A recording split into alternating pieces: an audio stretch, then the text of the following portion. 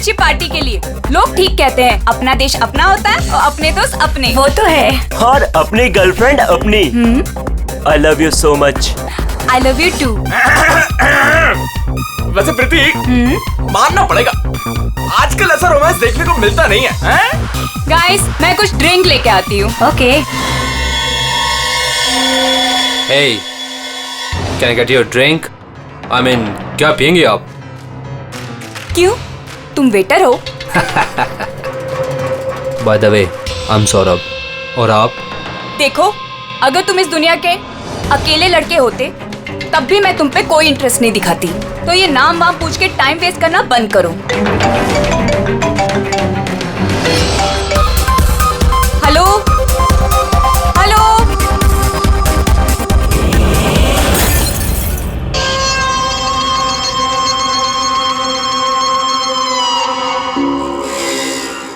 Hello hello, Tanisha,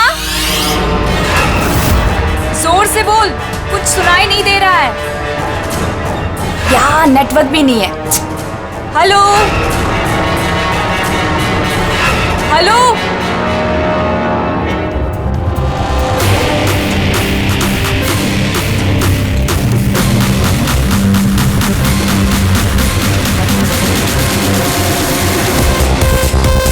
can you hear me? Tanisha, network कैसे चला गया?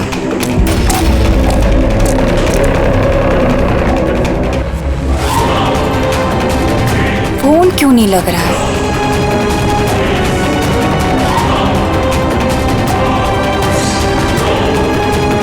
हेलो आयशा, आयशा तुम्हें मेरी आवाज आ रही है?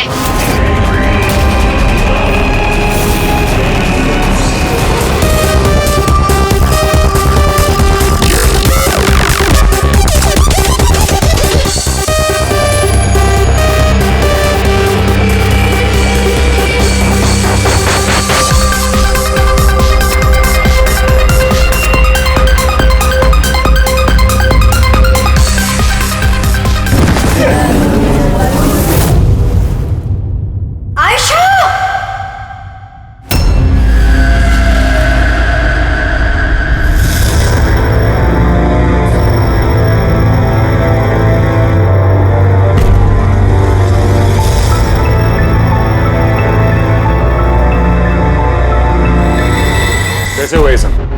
हाँ? पता नहीं सर, ये सब कैसे हुआ। एक कॉल अटेंड करने के लिए बाहर गई और जब वापस आई तो ये सब। तुम्हारे अलावा और कौन कौन दोस्त है आयशा के यहाँ पे? सर ये प्रीति और ये विशाल है सर, आयशा का बॉयफ्रेंड।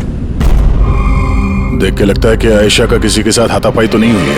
ये फोन रिसीव करने के लिए बाहर गई और वहाँ पहले से खूनी इसका इंतजार कर रहा होगा। मतलब सर ये खूनी ने सब प्लानिंग करके किया? नहीं पंकज, ये प्लान मर्डर तो नहीं लगता, क्योंकि अगर प्लान किया होता तो उसने किसी और हथियार का इस्तेमाल किया होता, ना कि कांच का। मतलब अचानक यहाँ पे कोई गुस्सा हो गया होगा आयशा पे और मार दिया होगा। लगता तो कुछ ऐसे ही है फ्रेडी। आयशा का यहाँ पे किसी के साथ कोई झगड़ा वगैरह हुआ था? कोई कहा सुनी? हाँ? ऐसे चुप रहने से काम नहीं चलेगा। ये सीसीटीवी कैमरा है, फुटेज देखेंगे तो पता चल ही जाएगा। सॉरी सर, सीसीटीवी कैमरे काम नहीं कर रहे हैं। व्हाट? सीसीटीवी काम नहीं कर रहा? इतनी लापरवाही? सर वो कल आखिरी गाने के दौरान धुएं की वजह से शायद टेक्निकल एरर आ गया है। मैं जल्दी ठीक करवा लूंगा। ठीक कराओगे जब तुम्हारा ये क्लब वापस खुलेगा। जब तक ये केस सॉल्व नहीं होता तुम्हारा क्लब बंद। सर मुझे लगता है ये खून सौरभ ने किया है। अमीर बाप की बिगड़ी औलाद है। Hey, can I get you a drink? I mean, क्या पियेंगे आप? क्यों? तुम वेटर हो? By the way, I'm Saurabh. और आप? देखो, अगर तुम इस दुनिया के अकेले लड़के होते तब भी मैं तुम पे कोई इंटरेस्ट नहीं दिखाती। तो ये नाम वाम पूछ के टाइम वेस्ट करना बंद करो।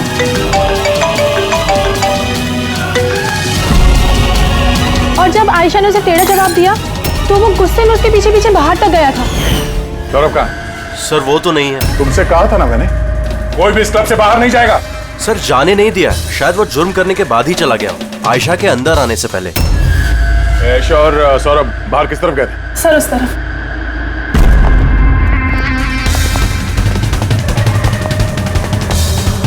सर,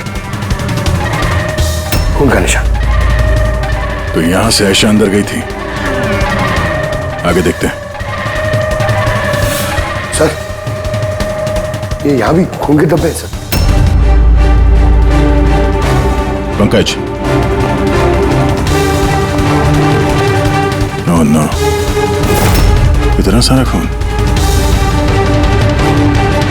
और ये कांच के टुकड़े। लगता है आयशा पे हमला यही हुआ है। सर,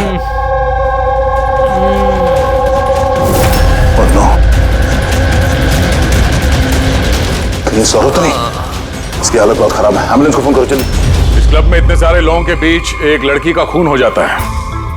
बाउंसर्स का अता पता नहीं। सीसीटीवी कैमरा है पर काम नहीं कर रहा। और तो और यहाँ पे किसी ने कुछ होते हुए देखा नहीं है ना। कमाल की बात। आयशा मुझे छोड़कर नहीं जा सकती, हमें आना ही नहीं चाहिए था। विशाल प्लीज अपने आप को दोष मत दो, प्लीज संभालो अपने आप को। आपकी सहेली का यहाँ खून हुआ है और आपका ये रवैया है। अब तक यहाँ जो कुछ भी हुआ है उससे ये लगता है कि खूनी यहाँ पर आयशा को मारने के इरादे से तो नहीं आया था, तैयारी के साथ नहीं आया था। यहाँ इस क्लब में कुछ ऐसा हुआ जिसकी वजह से वो गुस्सा हो गया और उसने आयशा का खून कर दिया और साथ में सौरभ पे भी हमला किया। मुझे लगता है कि वो खूनी आप सब में से कोई एक है। बड़ी पंकज, यहाँ जितने हैं सबके डिटेल्स ले लो। माफ कीजिएगा रायमा जी, मैंने अपनी तरफ से बहुत कोशिश की, लेकिन अब मैं आपकी और ज्यादा मदद नहीं कर पाऊंगा। इट्स ओके डॉक्टर, आपसे जो कुछ भी बन पड़ता था आपने सब कुछ किया। अब हम इससे ज्यादा और क्या कर सकते हैं?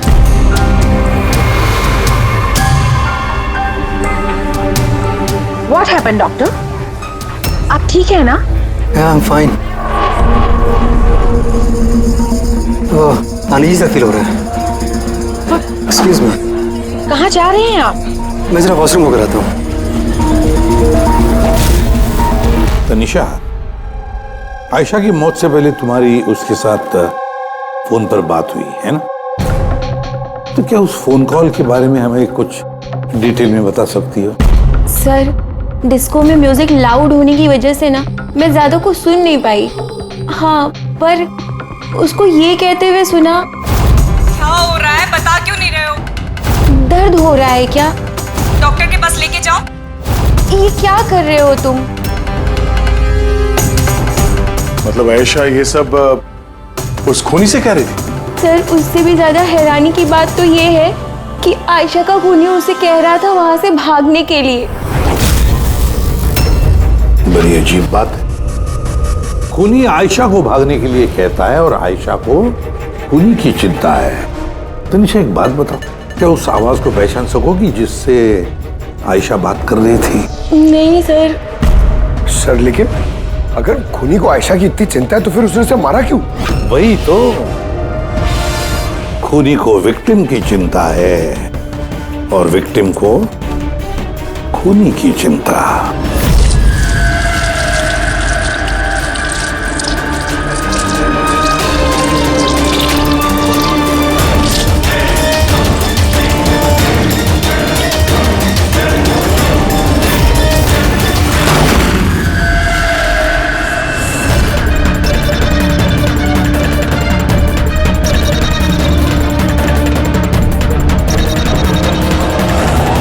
गन?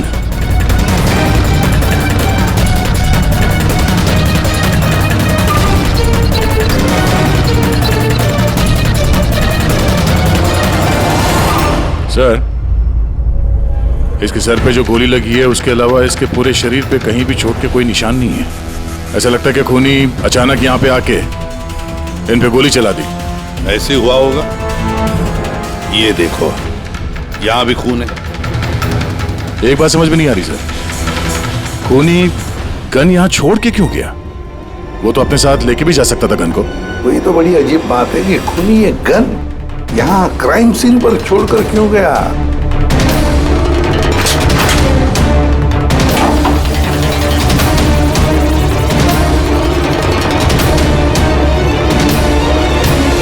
सर, ये देखिए, नीचे यहाँ पे ये टेप चिपका हुआ था। वॉश बेसिन के नीचे टेप?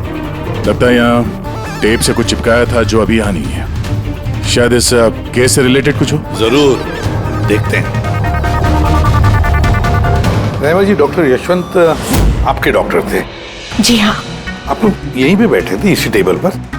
जी हाँ, वो दरअसल मेरी बीमारी के सिलसिले में मुझे यहाँ पर मिलने के लिए आए थे।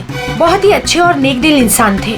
आज जब आप उनसे बात कर रही थी तो आपको लगा कि किसी बात को लेकर वो परेशान थे? परेशान तो नहीं, लेकिन हाँ, अचानक उनकी तबीयत खराब हो गई थी मेरे सामने और वो एक्सक्यूज मी बोल के वॉशरूम के लिए चले गए। मैं तो सोच भी नहीं सकती थी कि ऐसा कुछ हो जाएगा। सर, ये कॉफी शॉप के मैनेजर है, यहाँ के भी सीसीटीवी कैमरे काम नहीं कर रहे? सर, 2 घंटे पहले तक तो काम कर रहे थे, पर अचानक कोई टेक्निकल प्रॉब्लम हो गई, इसलिए इंजीनियर को बुलाया हमने।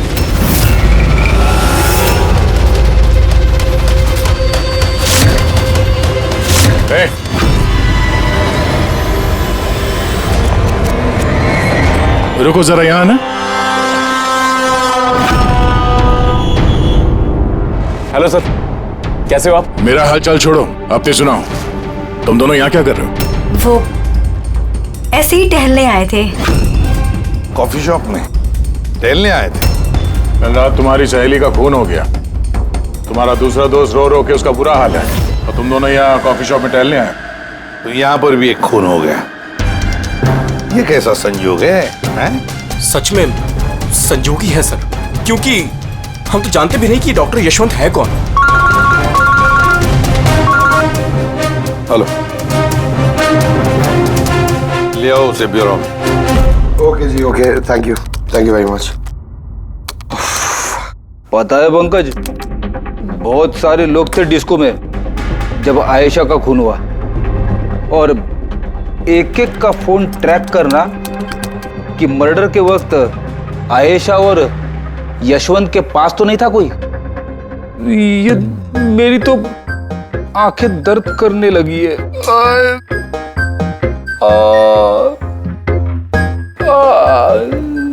अरे ये साइलेंट को आंख पे लगाना बंद करो फ्रेडी सर।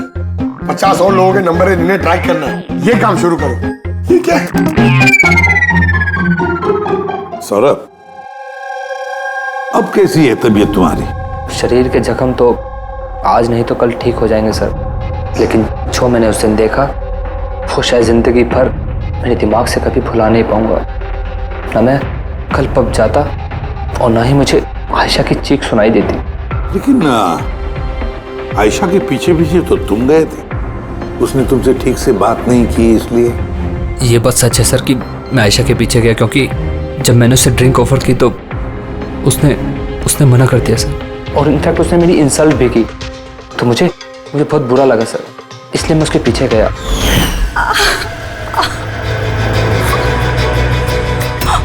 बाय गॉड, किसने किया ये सब? चलो तुमको हॉस्पिटल लेके चलता हूँ। हे रुक, आओ।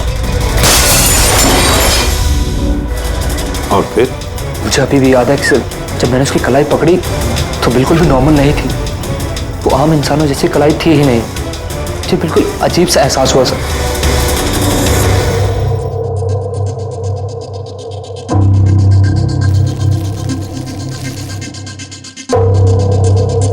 तो आप कह रहे हैं डॉक्टर साहब के इस गन पे कुछ चिपचिपा सा लगा हुआ है? हाँ, और वो चिपचिपी चीज रबर टाइप की है, वो जैसे सेलो टेप में होता है ना, वैसा। Cello tape gun? ओह, तो खूनी ने पहले से गन वहां वॉश बेसिन के नीचे छुपा के रखी थी, तो ये मर्डर एक प्लान्ड मर्डर था। हाँ, लेकिन ये गन जिससे यशवंत का खून हुआ है और ये कांच जिससे आयशा का खून हुआ है, इन दोनों पे भी कोई भी उंगलियों के निशान नहीं मिले। लेकिन भाई, इस कांच के टुकड़े पर एक खास तरीके की कुछ केमिकल लगा हुआ है, जैसे कि वो प्लास्टिक केमिकल। अब ये इस पर क्यों लगा हुआ था, इसका क्या इस्तेमाल है, ये पता लगाना भी बाकी है। लेकिन यही केमिकल इस गन पर भी लगा हुआ है, दोनों पर। डॉक्टर साहब, आप तो कह रहे थे कि इस गन पे वो सेलो टेप का गम लगा हुआ था। वो तो है ही, उसके अलावा ये भी है। उसके अलावा ये केमिकल भी है। यानी ये दोनों मर्डर, इनका आपस में कोई ना कोई कनेक्शन जरूर है। और जुबेन का और प्रीति का दोनों क्राइम सीन पे होना कोई सहयोग नहीं था। बिल्कुल, तुम बिल्कुल ठीक कह रहे हो। और तुम्हारी बात ये एक और चीज प्रूव करती है। इन दोनों की लाशों पर मुझे एक जैसे फेरोमोन्स मिले। फेरोमोन्स यानी वो केमिकल जिनसे खुशबू आती है।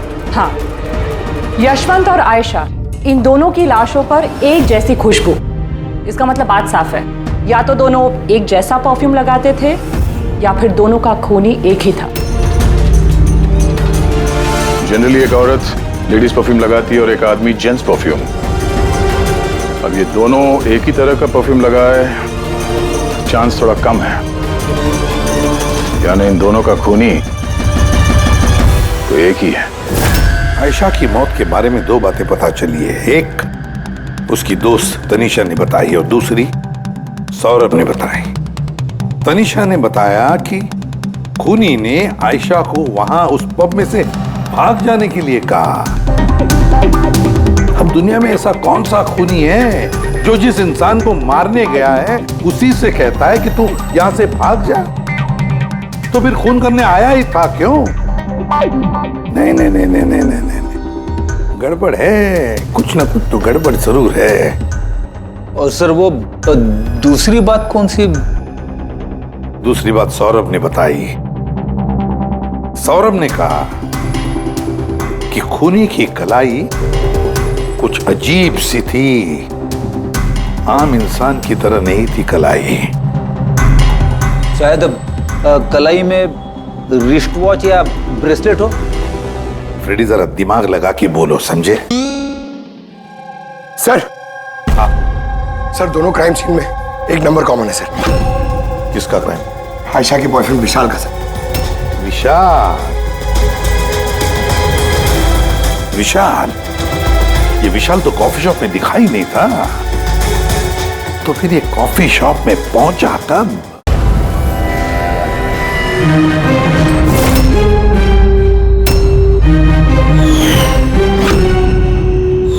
रायमा जी, आप और यहाँ? अब सर ये मेरा ही घर है, लेकिन आप लोग यहाँ पर कैसे? डॉक्टर यशवंत के खूनी के बारे में कुछ पता चला? रहमा, ये लोग कौन है? सीआईडी ऑफिसर्स हैं। सर प्लीज आप लोग आइए ना, प्लीज कम। सीआईडी? और सर ये मेरे हस्बैंड हैं और ये मेरा छोटा बेटा संदीप। और बड़ा बेटा विशाल, वो कहाँ है? लेकिन बात क्या है सर?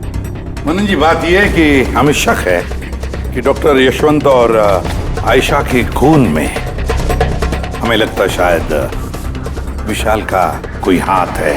ये आप क्या कह रहे हैं? आरोप साबित नहीं हो पाया, किसी को पकड़ नहीं पाया, तो किसी को भी फंसा देंगे आप? देखिए, सीआईडी का काम है मुजरिम तक पहुंचना, ना कि किसी बेगुनाह को पकड़ के ये केस बंद कर देना। अब जरा प्लीज विशाल को बुलाइए। भैया खून नहीं कर सकते, अब प्लीज उन्हें पकड़ के लेके नहीं जाना। संदीप बेटा, हम तुम्हारे भैया को पकड़ने नहीं आए और ना हम ये कह रहे हैं कि तुम्हारे भैया ने कुछ किया है। हम तो तुम्हारे भैया से कुछ सवाल करने वाले हैं, और क्या। आप लोगों को मुझ पर शक है? एक मिनट विशाल, तुम अंदर जाओ, मैं इन सीआईडी वालों को तुम्हें परेशान नहीं करने दूंगा। देखिए, सीआईडी के काम में दखल देना भी एक जुर्म है, इसलिए प्लीज हमें अपना काम करने दीजिए। विशाल,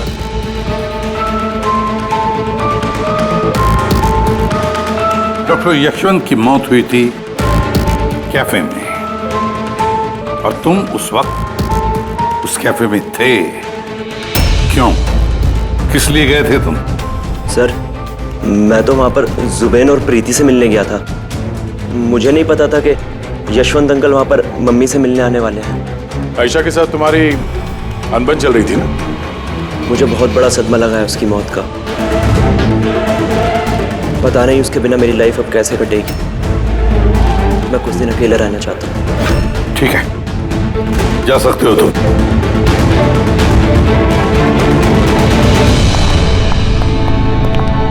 अरे, आप लोग फिर से यहाँ पे भी? कभी कभी अपने घर पे जाते हो कि नहीं? हमेशा विशाल के आसपास ही नजर आते हैं। नहीं सर, ऐसी कोई बात नहीं है। एक्चुअली बहुत उदास है ना आजकल, तो हमने सोचा कि उसके साथ ही रहें। और जिगरी दोस्ती है, हाँ? जुबीन, प्रीति, विशाल, कड़ी नजर रखनी पड़ेगी इन तीनों पर।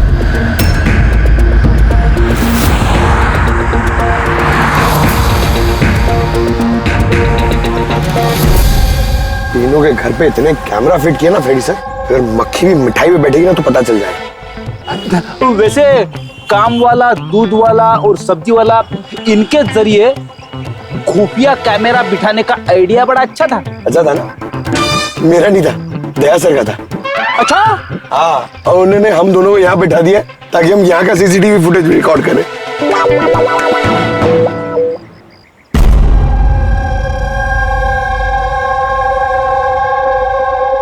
अरे बॉस, बॉस एक बहुत ही बड़ा सुराग हाथ लगा है जो इस केस की जड़ तक पहुंचा सकता है हमें। तू तो कब बताएगा? अरे बता रहा हूं ना। तुम्हें बताना जल्दी यार। अरे यार सांस तो लेने दो। तुम्हें याद है वो टूटे हुए ग्लास पर और गन पर मुझे वो प्लास्टिक केमिकल मिला था? हाँ सर, क्या है वो केमिकल? वो है ग्राफीन, जो नकली चमड़ी, आर्टिफिशियल स्किन बनाने के काम में आता है। Artificial skin? हाँ। Prosthetic skin. Prosthetic skin. Prosthetic. Daya, याद है सौरभ ने क्या बताया था कि खूनी के हाथ में उसने कुछ अजीब सा देखा था।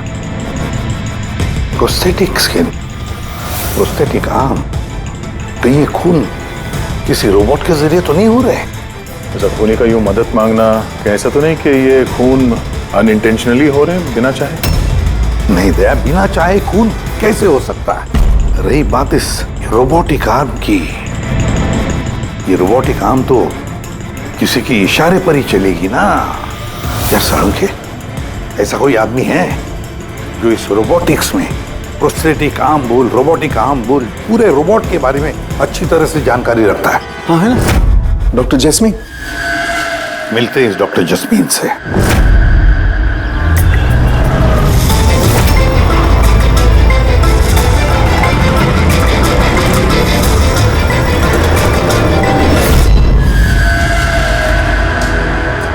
डॉक्टर जैस्मीन, हम ये जानना चाहते हैं कि अगर ये ऐसा वाला प्रोस्थेटिक हाथ लगाया हो, रोबोटिक आर्म, तो क्या वो आर्म, वो हाथ किसी दूसरे के इशारे पर काम कर सकता है?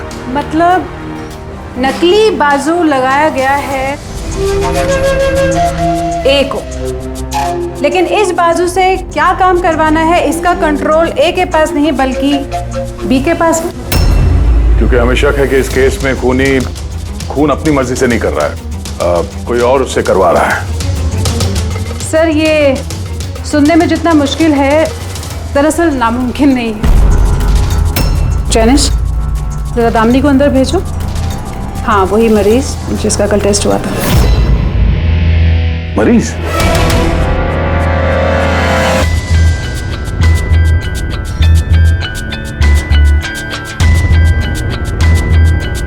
सर, दामिनी ने अपना दाहिना हाथ फैक्ट्री में काम करते हुए गंवा दिया था। हाँ सर, मशीन में आ गया था मेरा हाथ, इसलिए हमने इसे ये लू काम लगाया है जिसका कंट्रोल इंसानी दिमाग के पास ही है। एक नकली बाजू इंसानी दिमाग के जरिए काम कर रहा है, मगर कैसे? सर, साइंस ने बहुत तरक्की कर ली है। ये योला यानी लूक आर्म अपने आप में एक नया और पहला आविष्कार है। मान लीजिए इसमें एक चिप है, या यूँ कहिए इसमें एक सॉफ्टवेयर है जो इंसान के दिमाग की फ्रीक्वेंसी को पकड़कर ठीक वैसे ही काम करता है जैसे एक नॉर्मल ह्यूमन बीइंग का हैंड, उठना, बैठना, चलना, ये सभी कमांड्स को समझता है। ग्रेट, साइंस ने वाकई बहुत तरक्की की है। वाकई रोबोटिक आर्म।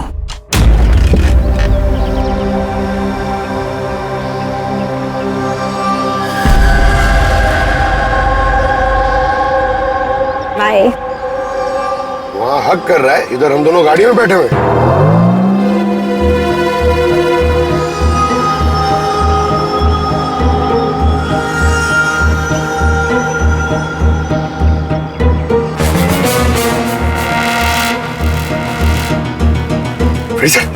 ये विशाल तो प्रीति के घर जा रहा है।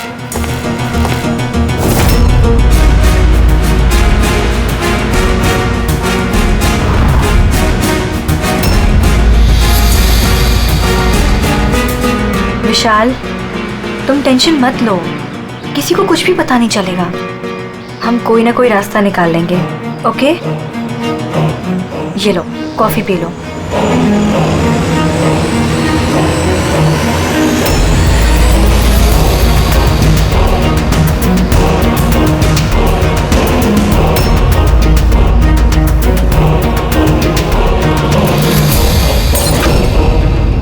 विशाल, प्रीति, आयु की प्रीति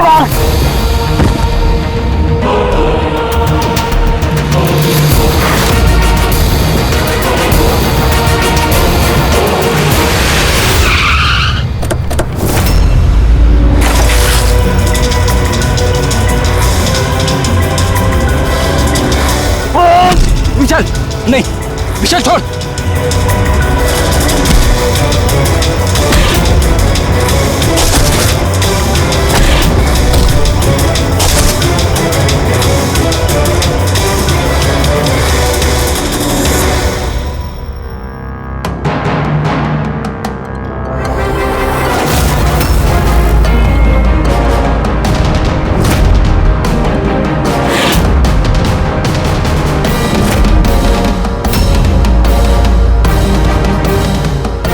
मैं मानता हूं आयशा और डॉक्टर यशवंत का खून मेरे ही हाथ से हुआ था। तुम यहाँ क्या कर रहे हो? क्या हुआ? क्या हो रहा है ये? मुझे नहीं पता क्या हो रहा है मेरे हाथ को। कुछ प्रॉब्लम? क्या हो रहा है बता क्यों नहीं रहे हो? डॉक्टर के पास लेके जाओ। ये क्या कर रहे हो? ये क्या कर रहे हो? आयशा भागो यहाँ से, भागो! मैं बोलता हूँ ना भागो! आयशा!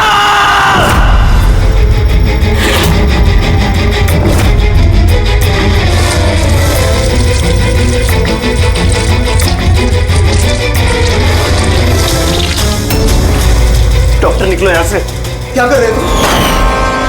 मैं क्या करूं सर, मेरे हाथ पर कोई कंट्रोल नहीं। क्या? तुम्हारे हाथ पर कंट्रोल ही नहीं रहता? इसका क्या मतलब है? न जाने अचानक कभी कभी क्या हो जाता है। इसीलिए तुमने आयशा को वहां से भाग जाने के लिए कहा? हाँ सर, मैंने आयशा को वहां से भागने के लिए कहा था। आयशा भागो यहाँ से, भागो! और मैंने पूरी कोशिश करी थी कि मैं डॉक्टर यशवंत पर गोली ना चलाओ। डॉक्टर यहाँ से जाओ। एक बात बताओ, क्यों गए थे तुम कैफे में? मैं वहां पर डॉक्टर यशवंत से अपना हाथ फिक्स कराने गया था और जुबीन, प्रीति मेरी मदद कर रहे थे क्योंकि मैं अपने घर पर नहीं बता सकता था कि आयशा का मेरे हाथों से खून हुआ। मैं चाहता हूं सर, मेरी बात पर यकीन करना बहुत मुश्किल है, लेकिन सच यही है, खून मैंने नहीं बल्कि मेरे हाथ ने किया है। डॉक्टर जस्मीन, ये विशाल जो कह रहा है क्या ये सच है? मेरा मतलब है, क्या ये मुमकिन है कि एक रोबोटिक आर्म अपना ही दिमाग डेवलप करता है और फिर उसी दिमाग को लगा के कुछ भी कर सकता है? चांसेस कम है सर, मगर हाँ, अगर हाथ के अंदर लगे सॉफ्टवेयर को कोई हैक कर ले तो ऐसा हो सकता है। क्या? प्रोस्थेटिक हाथ में लगा हुआ सॉफ्टवेयर हैक किया जा सकता है?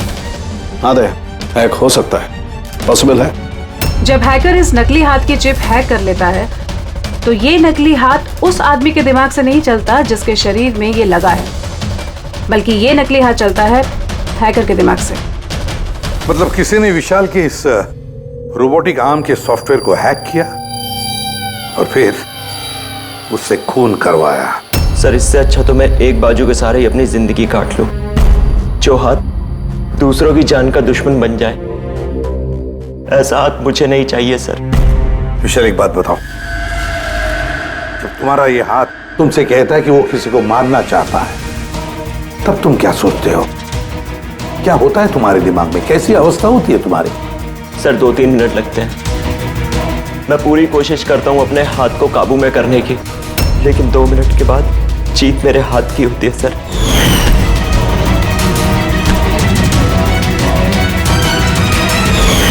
चिंता मत करो, अब हम तुम्हारे इस रोबोटिक आर्म के अंदर एक ट्रांसमीटर फिट करेंगे जिससे हमें पता चलेगा कि वो किसी को मारना चाहता है या फिर किसी और से उसे इशारा मिल रहा है कि जाकर खून करो।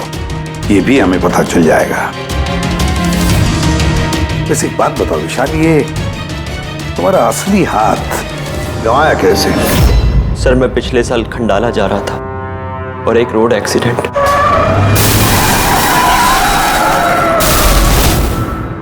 बस। जिंदगी में हमें कई बार इम्तिहान देना पड़ता है। सर मेरे इम्तिहान तो खत्म होने का नाम ही नहीं ले रहे हैं। जब नकली हाथ के साथ जिंदगी जीने की आदत डाली तो उसी नकली हाथ ने मेरी जिंदगी बर्बाद कर दी। विशाल, तुमसे वादा करता हूं कि ना तुम्हें एक हाथ के साथ जिंदगी गुजारनी पड़ेगी और ना ही वो असली मुजरिम आजाद घूम पाएगा।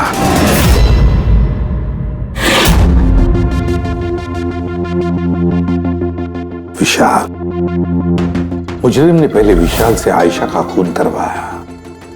आयशा जिससे विशाल बेहद प्यार करता था।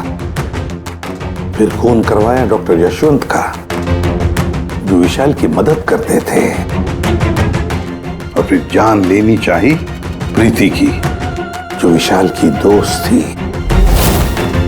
सारे के सारे विशाल के शुभचिंतक, सारे के सारे विशाल के आसपास वाले, सब के सब विशाल के करीबी। तो फिर ये मुजरिम कौन हो सकता है? कौन हो सकता है ये मुजरिम? ये भी तो कोई करीबी हो सकता है, विशाल का करीबी। पंकज, विशाल के एक्सीडेंट के सारे डिटेल चाहिए मुझे, सारे के सारे। हेलो सर, मैं जसपाल, कंप्यूटर एक्सपर्ट। जी। कंप्यूटर हैकिंग जानते हो? बड़े से बड़ा कंप्यूटर हो या कोई सर्वर, चुटकियों में हैक कर सकता हूँ। रोबोटिक आर्म का सिस्टम हैक करना है, कर सकोगे? जी सर, बिल्कुल। ये रहे सारी डिटेल्स। हो जाएगा सर, और इसके लिए मैं ट्रेस राउटिंग का यूज करूँगा। Trace routing? जी हाँ सर, इस तकनीक के जरिए विशाल के आसपास के जो भी कंप्यूटर है उन्हें देख सकता हूँ। अक्सर मशीन के आखिरी में जो होस्ट नेम एड्रेस होता है वही हैकर का होता है। अच्छा। और ट्रेस राउटिंग के जरिए हम शहर के किसी भी इलाके में बैठा अगर हैकर होगा तो इजीली पता चल जाएगा। फैंटास्टिक। अब जिस किसी ने भी विशाल के रोबोटिक आर्म का सिस्टम हैक किया है, अब हम उसके सिस्टम को हैक करेंगे।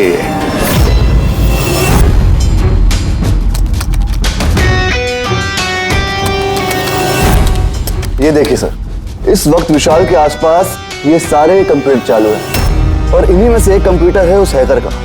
बस एक बार पता चल जाए वो कंप्यूटर कौन सा है, फिर हमारा काम आसान हो जाएगा। जसपाल जल्दी करो, हमारे पास वक्त बहुत कम है।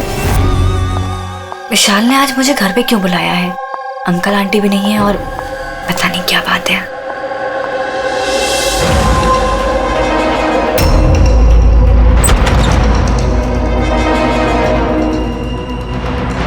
विशाल,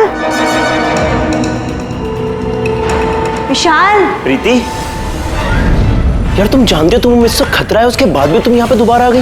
विशाल, तुमने तो मुझे फोन करके यहाँ बुलाया। मैंने? हाँ। मैंने कब बुलाया? तुमने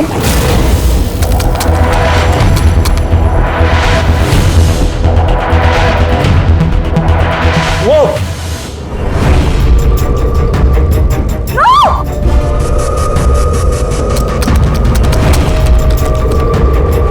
भागो यहाँ से। विशाल, विशाल प्लीज भागो यहाँ से। Vishal please, Vishal, Vishal please.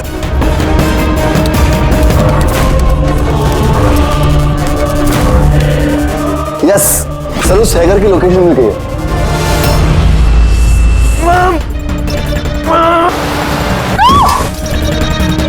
विशाल,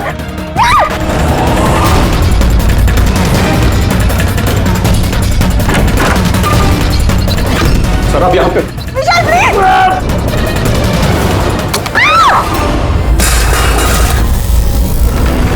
बहुत हो गई हैकिंग।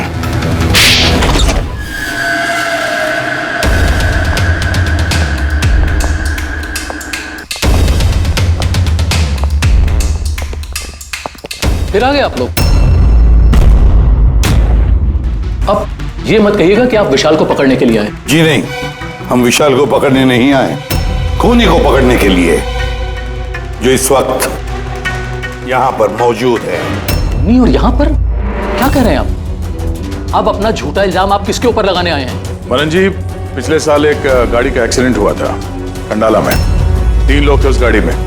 22 साल का लड़का विशाल, 15 साल का बच्चा संदीप और 9 साल की छोटी बच्ची सोनिया। गाड़ी विशाल चला रहा था।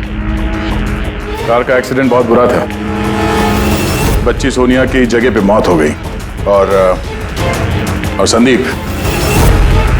संदीप पैरालाइज हो गया। ये अभी चल नहीं सकता। ये सब आपको कैसे पता चला अंकल? इस एक्सीडेंट में सबसे कम चोट लगी विशाल को। हालांकि जो चोट लगी वो कम नहीं, विशाल को अपना हाथ गंवाना पड़ा। वैसे विशाल आपका सौतेला बेटा है ना?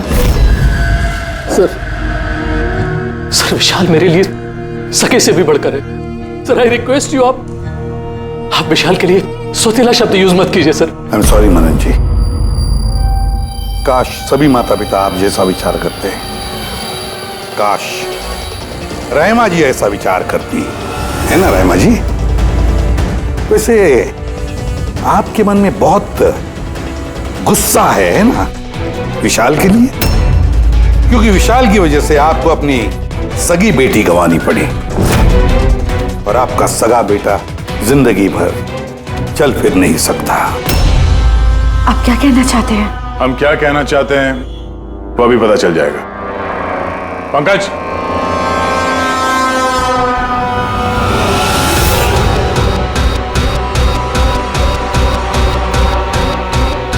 सॉरी आंटी,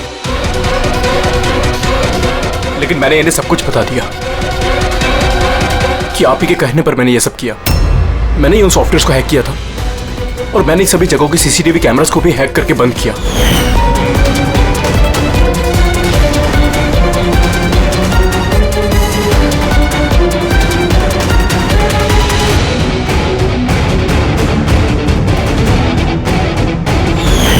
विशाल से बदला लेने के लिए पहले उसकी गर्लफ्रेंड को मारा, उसके बाद उस डॉक्टर को जो विशाल की मदद कर सकता था,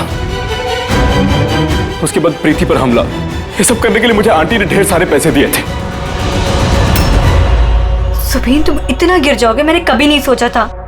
चलिए, सच्चाई अब आप सबके सामने आ ही गई है, तो मैं आप सबको यह भी बता दूं कि मैं तुम्हें मारने के बाद खुद मनन को भी मारने वाली थी, क्योंकि जिस तरह से मेरे अपनों ने चोट खाई है, मैं भी चाहती थी कि विशाल भी उसी दर्द से गुजरे, उसे भी उतनी ही तकलीफ हो। वो एक्सीडेंट था, एक गलती। गलती? तुम्हारी एक गलती की वजह से मेरी पूरी जिंदगी में अंधेरा छा गया। तुमने लापरवाही से गाड़ी चलाई और सजा किसको मिली? मुझे और मेरे बच्चों को। मम्मी, मैंने हमेशा तुम्हें मां नहीं भगवान समझा। अगर ये सब करके तुम्हें सुकून मिल रहा था तो मुझसे एक बार कहा तो होता, मैं अपनी जान दे देता। मुझे तुम्हारी जान नहीं चाहिए थी, मैं तो तुम्हें जीते जी दुख भरी जिंदगी देना चाहती थी। और आप सब मुझे दोष नहीं दे सकते, क्योंकि मैंने जो कुछ भी किया वो मैंने ममता के लिए किया। रहमा जी, मां इतना हल्का शब्द नहीं जो किसी औरत को मुजरिम बना दे। अरे मां तो वो होती है जो सिर्फ अपने ही नहीं दूसरों के बच्चों को ममता, प्यार और स्नेह से देखती है। विशाल भले तुम्हारा सगा बेटा नहीं था, लेकिन बेटा तो था ना, वो तुम्हारे परिवार का हिस्सा था। वो कोई मां अपने बेटे से बदला कैसा ले सकती है? हाँ? भी इस तरह का बदला। दो लोगों को जाने गंवाई पड़ी। नहीं रायमा जी, बहुत गलत किया तुमने, बहुत गलत। कानून तुम्हें कभी माफ नहीं करेगा, कभी माफ नहीं करेगा। कड़ी से कड़ी सजा होगी तुम्हें।